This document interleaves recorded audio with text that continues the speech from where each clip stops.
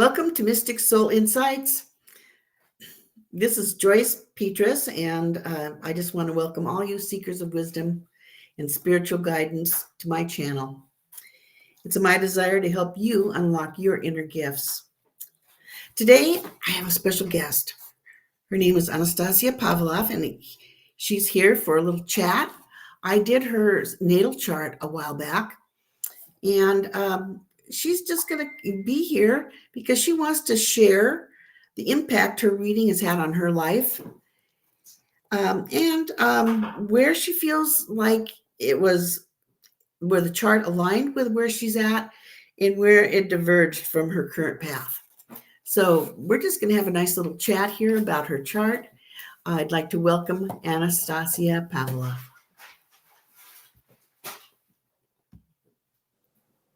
Hi. Welcome back. How are you? I'm good, thank you. I've been looking forward to this. Likewise. It's been too long. So the last time we were looking at your chart, I remembered lots of different things. Now, since then, you should see what I've done to it. Oh my gosh, I've just made all sorts of notes all over the top of it. And I still have a few more things that I would like to add to it as we go along. But first, I'm interested in hearing how your reading had an impact on your life. Well, the thing that sticks out the most from our time together, which wasn't a surprise, of course, but the way you kind of you construed it and kind of twisted it a little bit in your very beautiful hands, almost like a potter, right, with clay, was the presence of death and the death space and the underworld space, right? The Scorpio is the Lord, the lady of the underworld. And this is a space I know well. I've been called in ways to be a so-called death doula, or someone who's been present, quite simply, at the passing of a life from this human form into another form, and also quite simply when folks are going through things, myself included, just like a job that's ending, something else is beginning, a hairstyle is ending and a new is beginning, different types of micro as well as macro, even deaths in terms of being present a business when that's been in business for many years, if not even 100+ years, and then I'm present for when it actually ends, the business ends. This happened actually right as COVID hit, so not a surprise. And yet what I kept hearing, and as you were again sort of like shape-shifting, and I don't use the word twist in a negative connotation at all. It was more like I said, like kind of like a potter with this beautiful material in your hands. And I was just thinking about, well, yes, this is part of an ancestral calling. It's a part of transmuting things that are very heavy with so much gravity. This literal death, the dropping of the body and the transition into pure light and pure love, if you will, which is quite a celebratory thing. But the way I've always experienced it is so dark and so heavy and so overwhelming. And that feels very much like a past self that's being shed, that's dying, as it were, as something else is being born, because I am in my power and authority. I am in my sovereignty. I can say what I want, what I don't want. And part of this sort of calling is death doula. A lot of it, I don't want. I don't accept. I accept the fact that it's present and that I can utilize those skills and gifts in ways that can be for my edification, all the highest of myself and all. And also, I have been over COVID, when I was in the Dream Tending and Deep Imagination program and doing work in this depth psychological modality. What was happening was I had to face, oh no, am I still here? Oh, hello. Yes, you're here and I came back. I don't know. I was trying to put you on. I love it. But yeah, I was when I was in that program, I really had to grapple with prophetic death dreams. And I went through a few different experiences with folks who were passing away. I would have dreams about them, then they would die, and then they would visit me in the immediate days after they passed. And it happened twice. And so I received support for that. And I also received sort of like clearing, if you will, for what didn't align with my soul and my spirit in in this moment, in this space.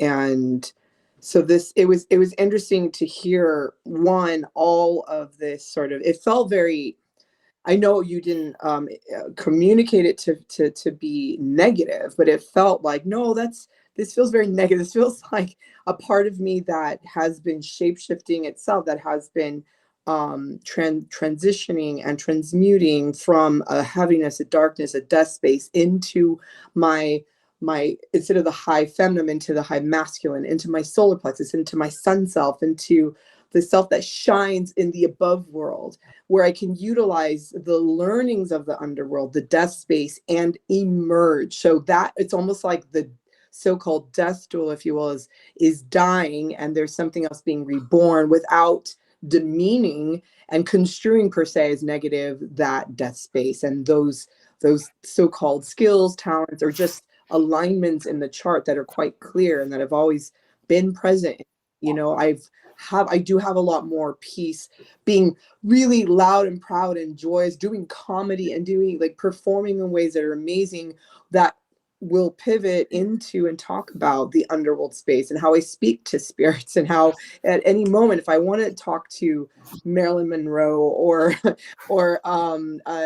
Judy Garland or Jimmy Steers, some of the folks I've been chatting with lately, or my father or my brother, or any of these things, if it's aligned, then I can, and it can be something that comes through, though it doesn't have to, and it doesn't have to be this terrifying, dark, haunted, because I've literally had possessions. Like there've been spirits, like because you start, when you're in that space, it's very it's a place in which you need to tread very carefully.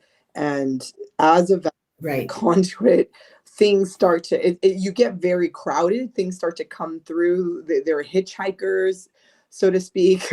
So I've had to Mm. a lot of support in understanding this. I've had to have new agreements, new ways of being in my full protection, and what I clearly allow and don't allow. And so there's that.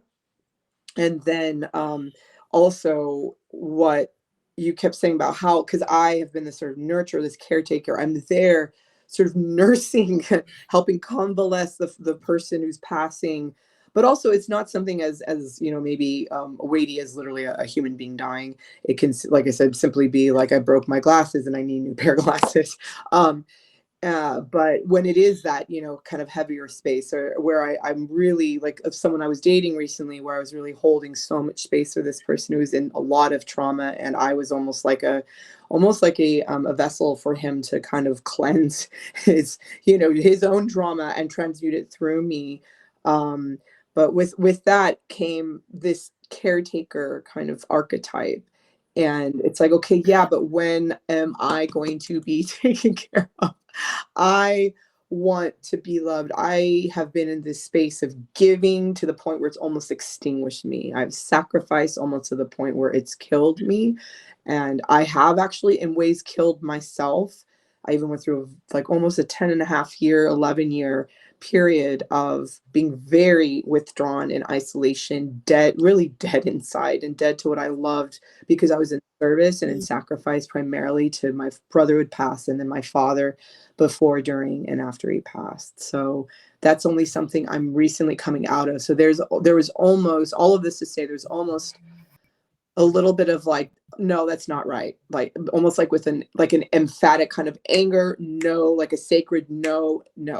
I'm not a mortician. I'm not like preparing and embalming bodies. Like I don't choose that anymore. It doesn't mean that I rescind a gift and a sacred calling. It means that I'm allowing it to be transmuted through me, because it doesn't feel good in my spirit. And I know to my body it's not right, but that it's being reborn, which is my namesake, Anastasia's resurrection. That death space is being reborn through me in a new way to That's right. give it to other people, because it is a gift and it's part of why I'm here, but I'm giving it in a way where it's going to be very expansive and positive, for lack of a better way of putting it, but like exuberant, dynamic, joyous, like light, lovely, like a sunshine, that's just blazing, versus like a dark, cold, wintry moon night, though that has its place too. And I feel like a place where all of this hinges is in believe it or not, stand-up comedy. So, and that's been a huge revelation, and something that's been a long time coming, and something I'm now doing in point of fact in a way I never have before. And that's my big takeaway, I think, from our reading. Okay. Well, you are extremely gifted. Thank you. Extremely. You're a genius. Wow, thank you. Okay. Your big thing is that you dare to trust. And because of that, I've been one that's been very trusting and I've dared to trust things. And you've gotten past knowing when to trust and when not to, I think. And I have too. I could be wrong about that, but I want to trust. I want to trust people. I want to be able to just accept them for who they are. And because of that, I do put protection around myself. And I think that I have less and less people that are, you know, uh, not being their true selves, faking it so that they can somehow mess with me, mess with my mind and whatnot. So one of the things that I looked here is that, you've got this Pluto in your 11th house, and it's conjunct your North Node. And we talked about that a little bit, but this is all about by renewal and rebirth, like the phoenix out of the ashes. This is what gives you your purpose.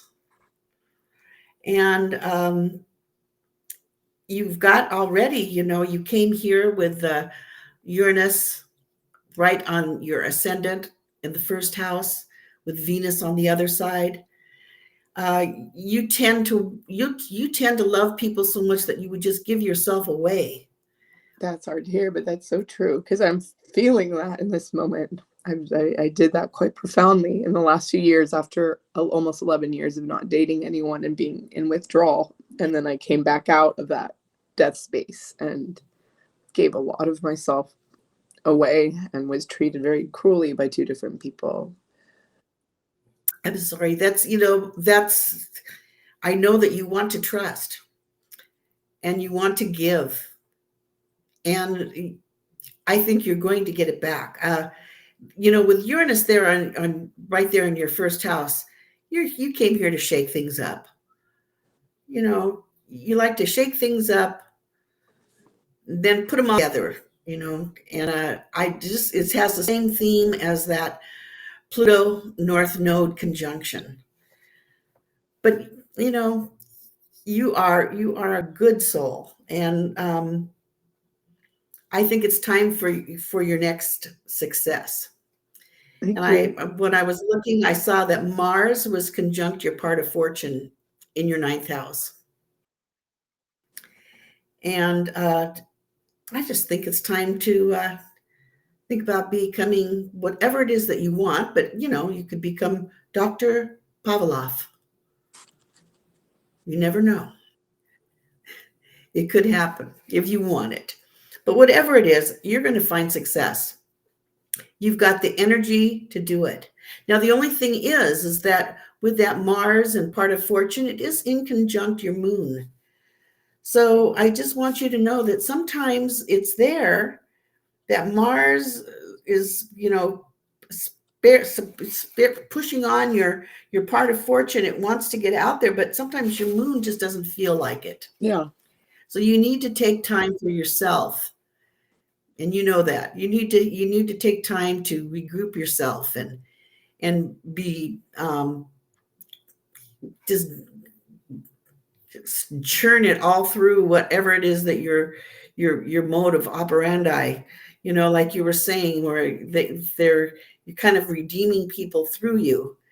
You're helping them. Yeah. The other thing that you have is you do have 2 T-squares, and T-squares aren't easy. I looked at your chart and I thought, nothing has been really super easy for her. She's always had different things that have come along. And if it's not one thing, it's another. And I think it's because if it's not one T square, it's the other T square. So the T squares are the red lines in your chart. And you've got one between Mars and Venus and Uranus in your first house. And then Chiron. Now, Chiron is that wounded healer. And Chiron is it can be your redemption. You, by all these hurts that you've had, if you can process all of those, you can help other people. And I know that for a fact. You will be helping other people. And that is your T square, is that you keep going back. You give of yourself, you shake things up, you put other people back together. You have this opportunity for your success. But then you have the Chiron, and that's possibly how you're going to do it. And I looked for the opposite point of your T square, and it has to do with Aquarius. And soon, it's the humanitarian side of you. And looks, we've got Pluto moving into Aquarius right now. And it's not very far along, but you've got a lot of life to live, a lot of love to give. So just keep that in mind. Two things of note. The needing to regroup, and I have so much, as the Jungians say, like libido or life force chi energy, and I can go very far. Just as far as I go with my energy and activity, I have to withdraw. As heart has always yearned to finish not just a master's but a doctorate, to be Dr. Pavlov. Or Professor Pavlov, as it were. That's a deep, painful longing and yearning. It's so deep, and it's really confusing. So I am. Finish it. What's that? I said, I hit that right. I just had that. I looked at that today, and I thought, well, look, she's got one inconjunct. And somehow your emotions are holding you back from your success. Yeah. And you don't always feel like doing things, right? It always doesn't, but you can. You can do that. You can do that. It's a strange energy. Yeah, and you can do that. Sorry. You've got that great water grand trine. With your Neptune, your Jupiter, your moon, Venus, and Uranus. Now, your Jupiter is trine your moon, and it is trine your Venus. And, you can become obsessed with things. And so what might that be? Well, with Jupiter there, it could become an obsession with sex or love or both. And with the moon is that you are extremely gifted. That's why you have a knowing. You don't even have to do anything. I know. You know what I'm talking about, right? Yeah, I do. Yeah. And so you need to dare to trust, even though sometimes it doesn't always work out the way you'd like it to. Yeah. You just continue to do that, because that's who you are. That's your true self. That's your true self. You dare to trust. You dare to give. But know that it's going to be time for you soon. And I can't wait to do another reading maybe of your progress chart, because I did take a look at that too, which is different than your natal chart. And possibly do your solar return for next year. Yeah. I'm so glad you're able to come here and talk about this. Thank you. Go ahead. I'm sorry. I really wanted to add something, because you mentioned Aquarius, because one, about what you said about Dr. Pavlov, and then two, about Aquarius, because one of the people, well, when I came out of this sort of underworld experience, the last one of 10 years plus, not dating anyone and not being connected to really anything that I love, not just people or sex or relationships. I mean, I didn't even look like myself. I was in a very strange space. But the person I did start to date when I came out of that was an Aquarius, and it was a very strange energy to be around for me, because it's, yeah, there's a humanitarian aspect that wants to explode things and literally create a new paradigm and transform everything, have radical ideas and function very differently than everyone and be a very different architect of reality. There's also the fact that it's hyper intellectual, and it's an air sign, and it's so distant. It's so the polarity, the polar opposite of my countenance and my like sensitivities and my well-being. Like, I need to have that emotionality, that wateriness. I have, as far as I know, no air in my chart. Is that right? I think I only have one earth sign. It's 6-time water, 5-time fire, and no air. And so to be around an Aquarian was really painful for me, and for him, I don't doubt, because I was so his opposite. But it's an, and I think there needs to somehow be with this emotionality while honoring its gifts, so I can just freaking execute something and finish it. And that's the thing. I have all these talents, and I'll be in the music industry and doing things, and all of a sudden I stop, I pivot, I'm out. I'm publishing, I'm writing, but nothing really fully like gets out there. And then I stop, I pivot, I'm out. And then I go back to the music, and then I'm out. And then I go back into academia, and then I'm out. And then I go into comedy, and then I'm out. And then I go into acting, and then I'm out. Like I go through these periods, like the relationships I've been in. I've never been in a relationship really longer than a year, like romantic. I've gratefully I have long-term friends, but it's so frustrating. The fact that I have to push, and then it's like, I cannot, I hit a wall and I'm gone, and I have to disconnect. And I know that's a big thing that's shifting. I've not been allowed to completely let go of certain people in my life. Like this house, I kept wanting to leave this house, but it's like through acts of God, I'm still here after 8 years. That is a miracle, because I often have moved constantly too. So I'm in a new phase. This is the second half of my life, and I feel on the precipice of something huge. I think you are. I've been navigating my emotions differently. I still cry on a dime, obviously, and I feel down to the bottom of the Mariana Trench, as I've said before. But there's definitely a shift. I'm a lot stronger than I've ever been to be able to present the world with the emotions and still execute the things I want to do. The question is, what are those things that I'm going to be executing? How are things going to amalgamate or come together? And what am I going to be? How am I going to be sharing these gifts? Like, why am I here, really? Because I've already done so much, and yet I feel there's something very big here that I've always seen from a little girl to now, from before I was even born. And it's unfolding. I see it. I feel it unfolding. I just have to, I guess, dare to trust, like you said, trust the process and let it unfold in unexpected ways, not maybe how I think it should, work out.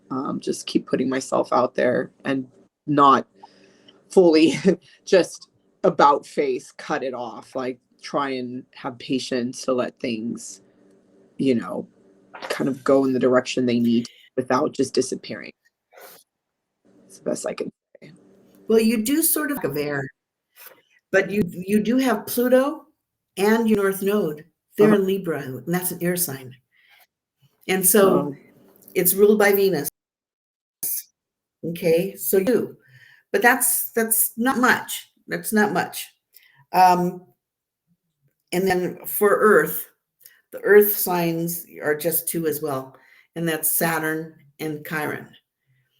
And because they're kind of out there, they do make up your trines and they make up some of the things that you've got going for you.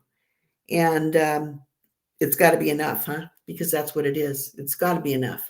And I just want you to know that after this eclipse that we had that was on 19 Aries, right? And the eclipse, it came and gone, but the effects of this eclipse are going to last for about 2 years. And Wow. I'm looking at your solar return for 2024-25 on your next birthday. And you actually have Chiron, which was at 19 degrees as well. It was right there with the eclipse. It was at 19 Aries as well. It was the sun, the moon, and Chiron, all at 19, 19, 19, 19, all of them. And Wow. in your solar return, you, of course, have Chiron at 19. And Wow. it's in your 12th house where your Venus used to be. So we'll be looking at, those are the kind of things that we can look at. And your sun is conjunct your part of fortune in your new chart for next year.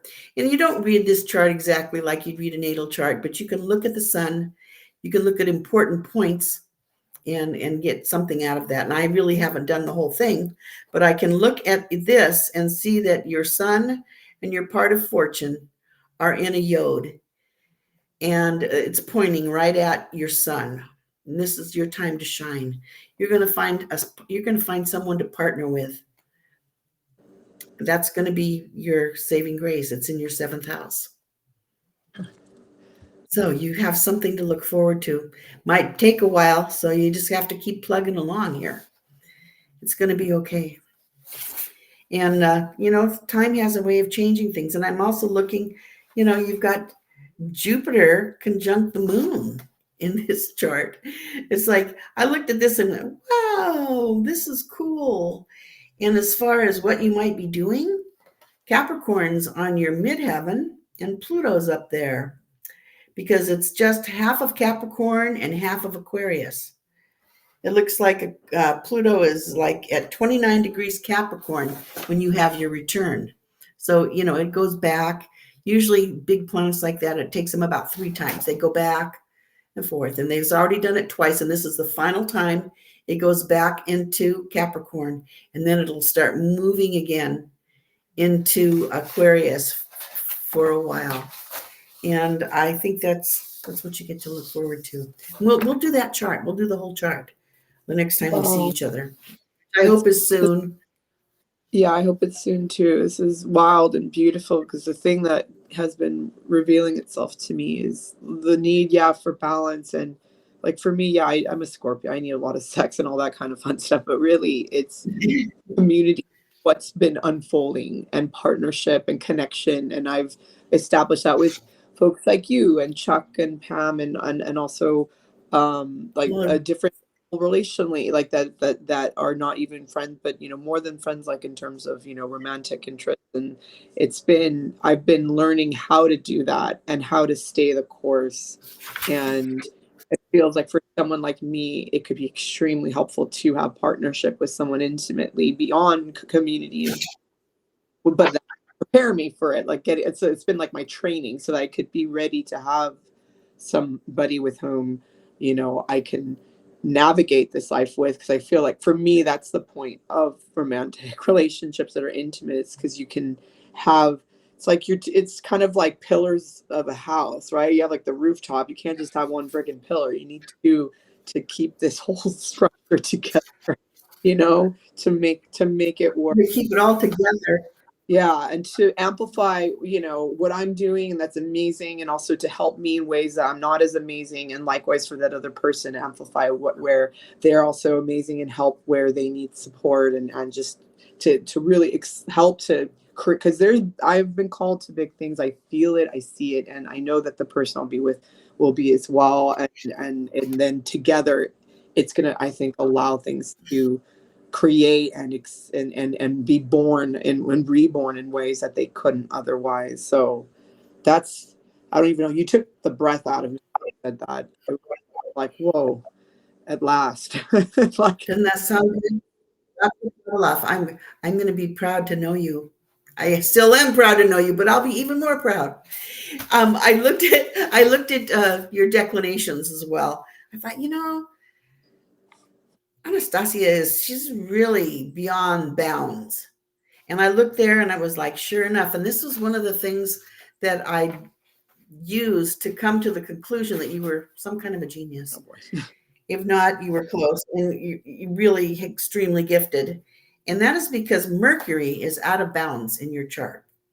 And what does that mean? Well, you've got the ecliptic, and the planets, they go in and out of this ecliptic. But at your time you were born, Mercury was way out of bounds, which means you're gifted. Your brain, the brain that you have, your thinking power, your intuition, you are able to all process it and give out the right message, because Mercury is the messenger as well. And so either through your writing, your lecturing, if you give lectures, you'd be able to reach a lot of people that really need your help, and the things that you can dig up and express and share with people to help them.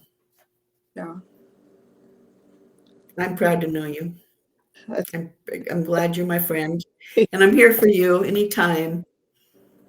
Thank you. This is so beautiful. Anytime you need. This means so much. Thank you for your own power and genius. You're so gifted at reading charts and astrology. You're a true mensch. Light. You illumine my life. Thank you. I'm glad our paths crossed this lifetime. It's been wonderful. Is there anything you'd like to say in ending before we go? Just Thanksgiving, gratitude. We chatted briefly before this about the fact that I thought we were going to talk about something different, more of my solar return. Like, oh. We were returning to my natal chart, and I just knew that it was probably very good. I wasn't super prepared. I was more that just what needed to come through would come through, and I knew it would be perfect and fine, and it was, and it has. It was. And it showed me that, yeah, I have this sacred capacity for emotions, and also a calling to find a balance, whether it's through partnership, romantically with others, community, business, what have you, but also within myself, that I've been seeing come of age, in part just through saying, like, listening to how you first read my chart and saying, yeah, I hear you, and also no, that's not really how I feel it and experience it. And I'm glad you were able to share how you really are experiencing it, because I'm looking at, when I'm reading someone's chart, I'm looking at things and getting some insights about who they are and what they do, but it's a lot. It's a lot, and I can keep going back and finding more things, but I just wanted to share with you the things that I found just recently. thank you. This is so special. And I want to thank you for coming on my show, and you're welcome back anytime. Okay, let's do this again. Let's please do it again. This contains multitudes, and multitudes more shall be revealed very soon. Thanks. Thank you so much. Have a great day.